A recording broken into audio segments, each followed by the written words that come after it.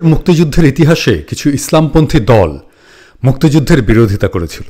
এই জন্যে একাট্টাভাবে বাংলাদেশের ইসলামপন্থীদের গঞ্জনা দেওয়া হয়েছে দীর্ঘদিন। মুক্তিযুদ্ধ কোনো ধর্মযুদ্ধ ছিল না, ছিল জাতীয় মুক্তি সংগ্রাম। আর এই জাতীয় মুক্তি সংগ্রামে পূর্ব পাকিস্তানের জনগোষ্ঠী দুই ভাগে বিভক্ত হয়ে পড়েছিল। এটা সত্য। স্বাধীন বাংলাদেশের পক্ষে যেমন হিন্দু মুসলমান উভয় সম্প্রদায় ছিল, তেমনি পাকিস্তানের পক্ষেও ছিল হিন্দু মুসলমান উভয় সম্প্রদায়ের লোকেরা। কিন্তু এটাই আমাদেরকে বলা হয়েছে, একাট্টাভাবে মুসলমান সম্প্রদায়ের লোকেরা পাকিস্তানের পক্ষে ছিল, মুক্তিযুদ্ধের বিরোধিতা করেছে। খুব অবাক লাগছে, হিন্দু সম্প্রদায়ের মুক্তিযুদ্ধ বিরোধিতার কাহিনী খুব সযতনে মুছে ফেলা হয়েছে। ফলে একাট্টাভাবে মুক্তিযুদ্ধকে ইসলামের সাথে মোকাবেলা বলে এতদিন ধরে বয়ান তৈরি করা হয়েছে। আসুন আমরা আজকে টেস্ট কেস হিসাবে বাংলাদেশের পুরনো জেলা বরিশালের হিন্দু সম্প্রদায়ের মুক্তিযুদ্ধের বিরোধিতার গল্প শুনি।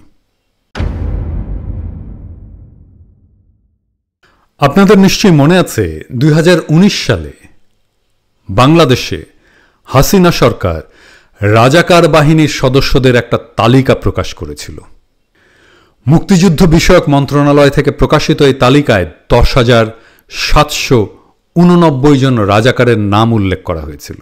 এর মধ্যে এমনকি মানবতা বিরোধী অপরাধ ট্রাইব্যুনালের চিফ প্রসিকিউটর গোলাম আরিফ টিপুর নামও ছিল। হাসিনা সরকারের মন্ত্রী বলেছিল দালিলিক প্রমাণ ছিল কারা রাজাকার ছিল, এইসব কাগজপত্র মন্ত্রণালয়েই ছিল, সেই সময়ের কাগজপত্র, এবং সেই দলিলই তারা প্রকাশ করেছিল। সেই তালিকায় বরিশালের বামপন্থী রাজনৈতিক দল বাসদের নেত্রী ডাক্তার মনীষা চক্রবর্তীর বাবা অ্যাডভোকেট তপন কুমার চক্রবর্তী এবং ঠাকুমা উষারানী চক্রবর্তীর নাম ছিল, যেখানে তপন কুমার 65 নম্বর রাজাকার এবং উষারানী 45 নম্বর রাজাকার হিসেবে উল্লেখ করা হয়েছিল। আবার আশ্চর্যের বিষয় হচ্ছে, তপন কুমার চক্রবর্তী একজন তালিকাভুক্ত মুক্তিযোদ্ধাও বটে। তিনি নিয়মিত মুক্তিযোদ্ধা ভাতাও পেয়ে থাকেন। একই সাথে রাজাকার, একই সাথে মুক্তিযোদ্ধা। সোশ্যাল মিডিয়ায় হাউকাউ হয় হাসিনা সরকার এই তালিকা বাতিল করে দেয়, কারণ কেউ কল্পনাও করতে পারেনি যে হিন্দু সম্প্রদায়ের লোক কিভাবে রাজাকার হয়। হতেই পারে না। একজন হিন্দুর পক্ষে কি রাজাকার হওয়া অসম্ভব? আমার মনের খচখচানিটা তখন থেকেই ছিল, কেন, কিভাবে তালিকায় মনীষা চক্রবর্তীর বাবা ঠাকুরদার নাম উঠল? আমি মুক্তিযুদ্ধের বয়ানে ইসলাম বইয়ে ত্রিদিব রায়, বিশুদ্ধানন্দ মহাথেরোর কথা বলেছিলাম, যারা মুক্তিযুদ্ধের বিরোধিতা করেছিলেন। এবং ত্রিদিব রায় তো পাকিস্তান ভেঙে যাওয়ার দুঃখে পশ্চিম পাকিস্তানেই চলে যান এবং সেখানেই দেহত্যাগ করেন। অথচ কি আশ্চর্য, আপনি বিশুদ্ধানন্দ মহাথেরোর কোনো রেফারেন্সে মুক্তিযুদ্ধ বিরোধিতার কোনো তথ্য খুঁজে পাবেন না। দারুণ দক্ষতায় মুছে ফেলা হয়েছে। ঠিক সেভাবেই কি মনীষা চক্রবর্তীর পরিবারের নাম মুক্তিযুদ্ধ বিরোধিতাকারীদের তালিকা থেকে মুছে ফেলা হলো? এবার আসুন দেখি সেই সময়ের সংবাদপত্রে প্রমাণ হিসাবে যে বরিশালে হিন্দু রাজাকার ছিল কিনা সেই সময়। 1971 সালের 31 জুলাই দৈনিক আজাদ, সেই পত্রিকার প্রথম পাতায় একটা সংবাদ প্রকাশিত হয়। শিরোনাম, বরিশালে জনসভা ও মিছিল, ভারত পূর্ব পাকিস্তানের বন্ধু হইতে পারে না। সেই প্রতিবেদনটি ছিল এটা।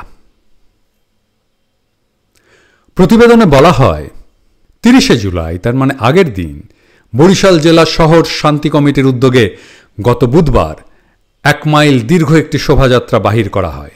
উক্ত মিছিলে সংখ্যালঘু সম্প্রদায়ের সদস্যগণ সহ সমাজের সর্বস্তরের জনসাধারণ যোগদান করে। কারা কারা ছিলেন সেই মিছিলে? মিছিলে ছিলেন জেলা শান্তি কমিটির সভাপতি জনাব আব্দুর রব, সাধারণ সম্পাদক ফজলে রব। আর কারা ছিলেন সেই মিছিলে? সারপ্রাইজ, বরিশাল ল কলেজের প্রিন্সিপাল উপেন্দ্রনাথ চ্যাটার্জি, বরিশালের সেই সময়ের প্রখ্যাত আইনজীবী জিতেন্দ্রনাথ দত্ত।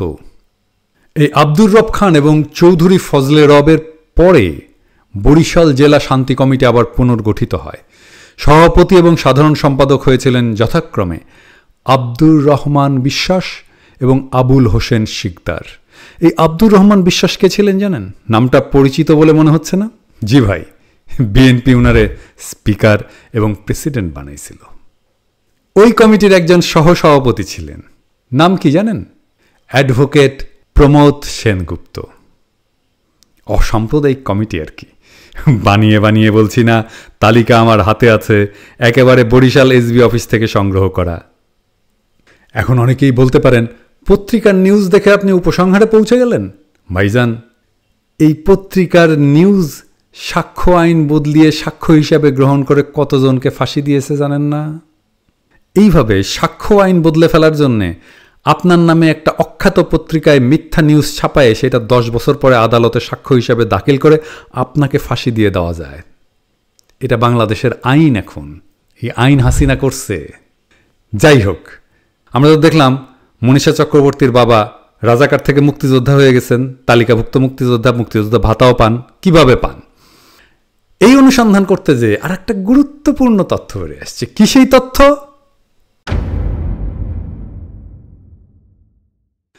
ওই শান্তি কমিটিতে দপ্তর সম্পাদক ছিলেন সৈয়দ শের আলী মোক্তার। এই শের আলী মোক্তারের 2 সুযোগ্য পুত্র ছিলেন।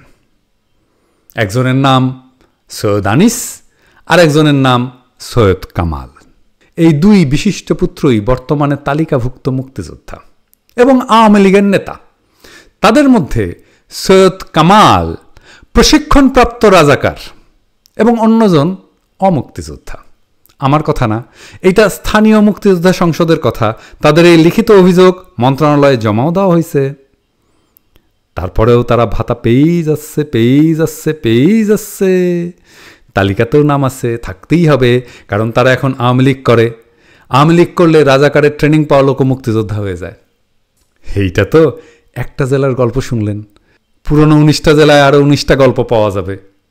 দেশে ফিরতে পারলে সব খুঁজে খুঁজে বাইর করব। মুক্তিযুদ্ধের ঢাল ইউজ করে বাংলাদেশের ইসলাম বিদ্বেষের প্র্যাকটিসের কাফারা দিতে হবে না।